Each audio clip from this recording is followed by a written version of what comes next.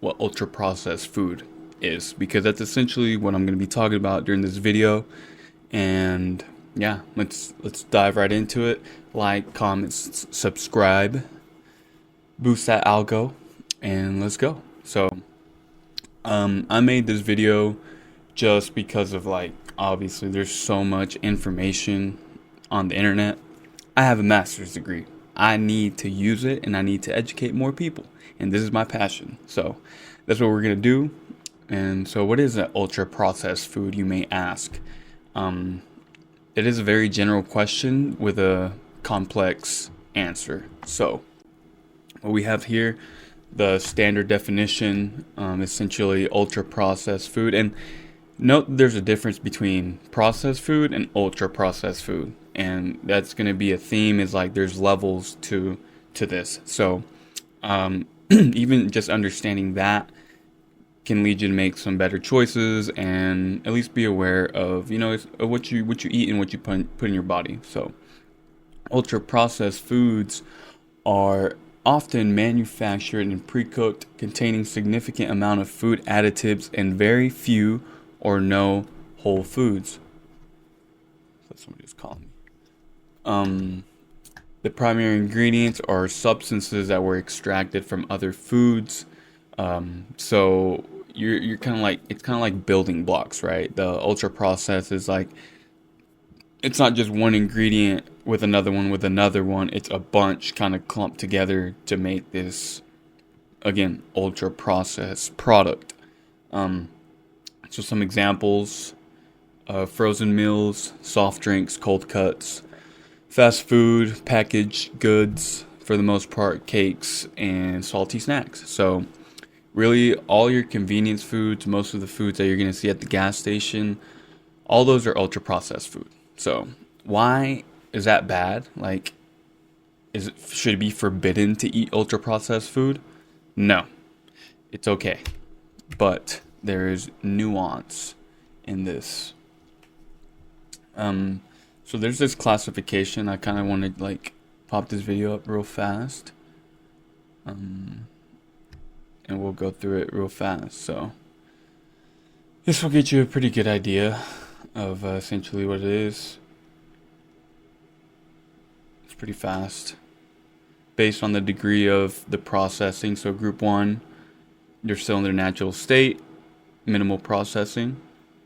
Group 2, culinary ingredients, still through simple processing used in everyday home cooking. Group 3 is canning, bottling, preserving, and also to enhance flavor. And last but not least, Group 4, which is going to be the topic of discussion: ultra processed, mass produced, and often loaded with industrial substances not found in a household kitchen.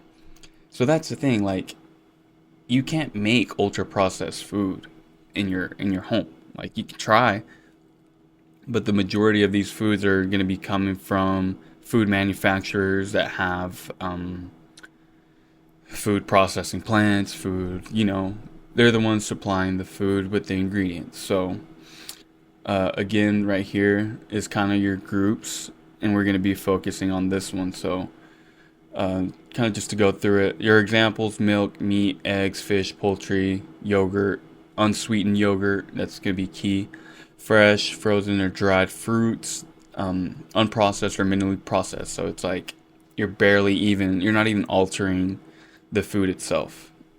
Group 2 is the processed ingredients. So butter, how you get butter from milk, how you get vinegar from, how do you make vinegar? I always think that vinegar is like salt water, bro. I don't know why. It's something like that. I'm kind of like curious now. I'm kind of like, feel like I need to fact check myself. What is vinegar made of? Acetic acid.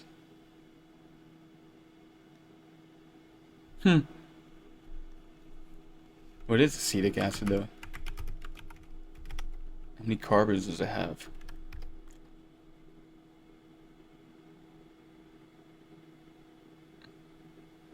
Interesting. Well, that's how you get vinegar, when diluted acetic acid. So that's group 2. Group 3 Group 4, we'll go back on our focus, get focused, dialed in again.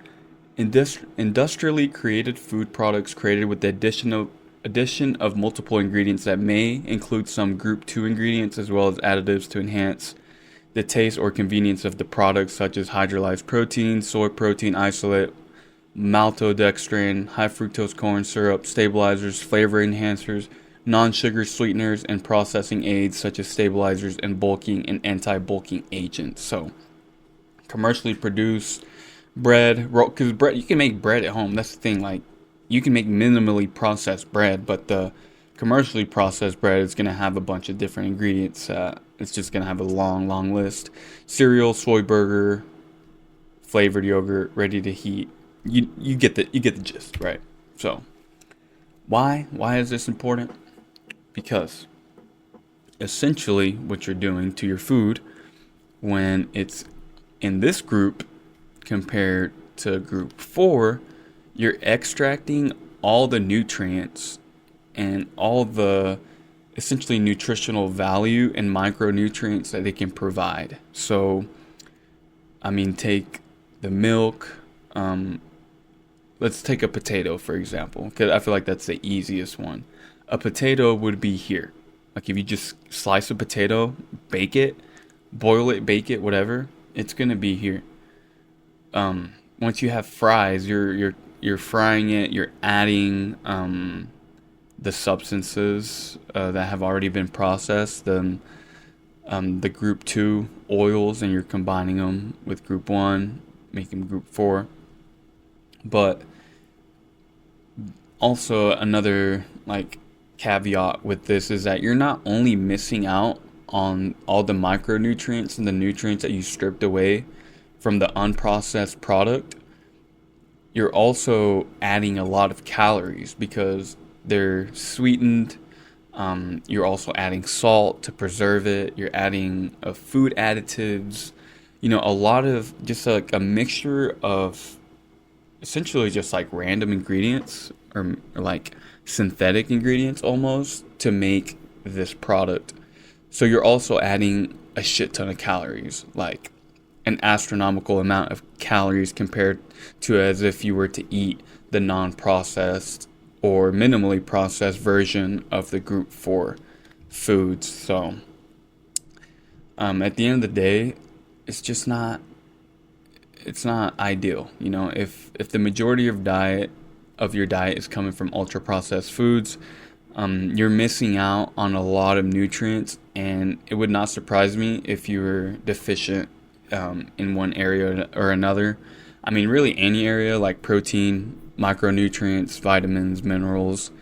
You get the gist. So I feel like this illustration right here is perfect. That shows you the levels of ingredient processing. So take all these green group 1 ingredients: corn, potato, carrot, whole wheat, apples, and milk. That's great. That's a great diet. Fruits, vegetables, grains. I mean, you can't go wrong with that. Process it a little bit, it's still okay. You have canned corn, a baked potato, basically the same thing, carrot juice, flour. Can't do too much with just flour, so you might have to like add extra ingredients, applesauce, and cream. But once you start getting into this red area, the corn chips, like you're gonna have zero fiber from the corn because it's already been processed out, and you're adding calories from the oil that you use to cook the chip, adding sodium for flavor and whatever else, the chips that people put in chips. Here's my other example. Again, you're taking out all the fiber from the fries and you're adding oil, cooking it, adding salt. And then like dips, dressings, whatever the case may be. A carrot into carrot cake, like, it has nothing to do with carrots at that point. Like, the only thing in carrot cake is probably like shredded carrots, cookies, all the way from wheat. When you make a cookie, you're gonna have sugar, eggs, milk, butter, fat, a lot of different ingredients all made into one. The apple, again, you lose your fiber. Like, you're stripping all the nutritional value from the whole food to get it into this form. So that's the trade-off when you eat ultra processed food. And again, I'm not here to tell you what to do, what to eat. I'm just here to provide you with the information so you can make better decisions, especially if you want to have a good physique. Because if the majority of your diet comes from ultra processed food, I'm sorry to tell you, your physique is not going to look as good as you want it to look. Simple as that. So if you can take one thing away, this is it. Just went through. So this is just a quick little study. I'm not too sure who did this study. I wish I could really just go back and look at it, but I don't want this video to go too long. But basically, they gave people the exact same diet, right? They're like, we're gonna let you eat either processed food or unprocessed food. You get the option. There's two groups, and they let them just try whatever. Over time, 2 weeks, the ultra processed group ate significantly more. They gained more weight, and they ate faster. So again, you're kind of just like reiterating, almost beating a dead horse, because it's expected, right? It's expected to, these things are almost expected. Like, you kind of already know that they're what's going to happen, but you don't really see it until it's like, yeah, I mean, that makes sense. The more unprocessed food you eat, the more full you're going to be, literally, from the nutrients that you ate compared to the nutrients that were stripped during the processing process. And then this is just kind of like a heads up, be aware of what a diet in high ultra processed foods can do. And this is a lot. There's cardiovascular disease, and all these factors come directly from ultra processed food. So you have high refined carbohydrates and added sugar, high fat, high saturated fat, and trans fat, as well as additives and inorganic compounds, essentially like synthetic food.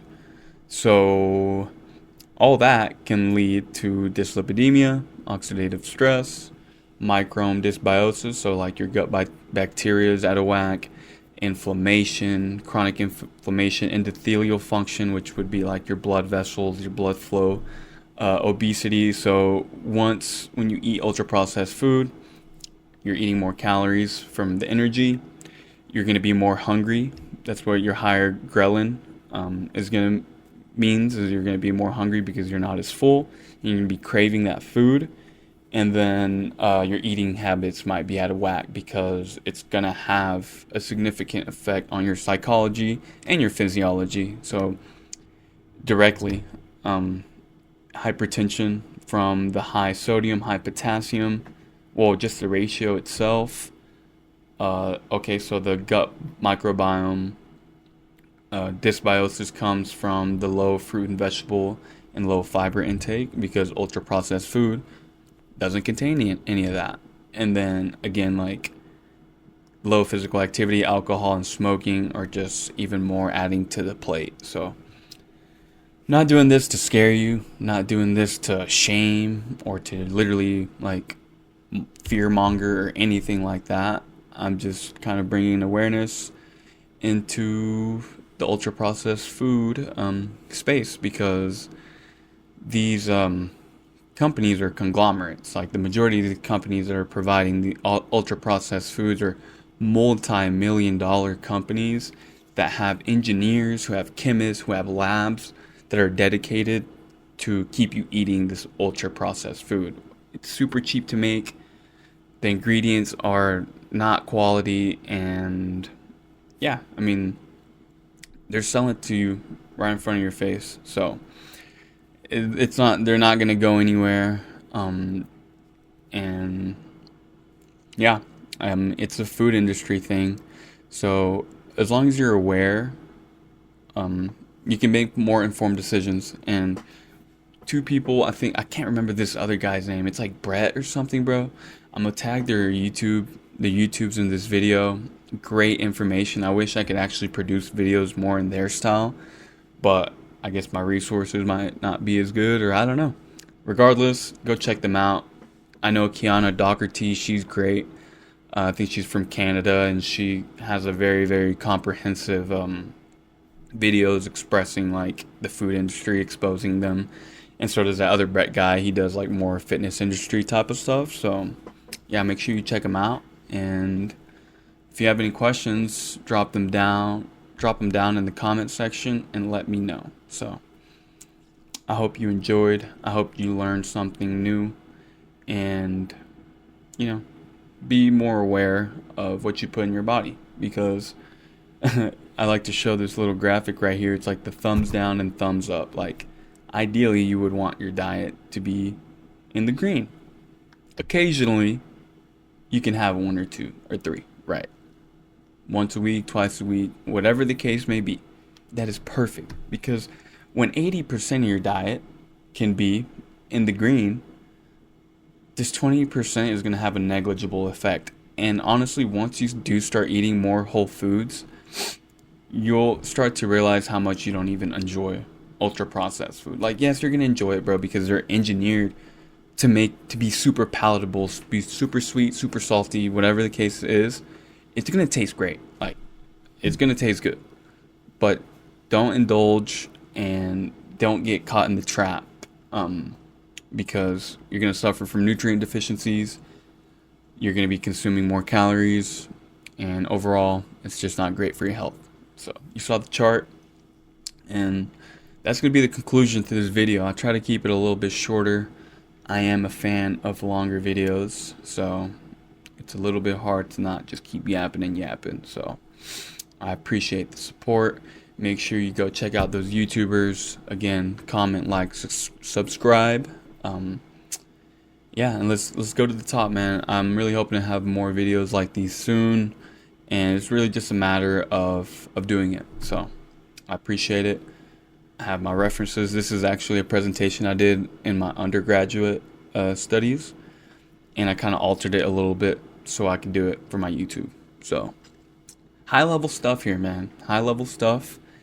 Yeah, so I appreciate it. I'll take it easy. Until next time.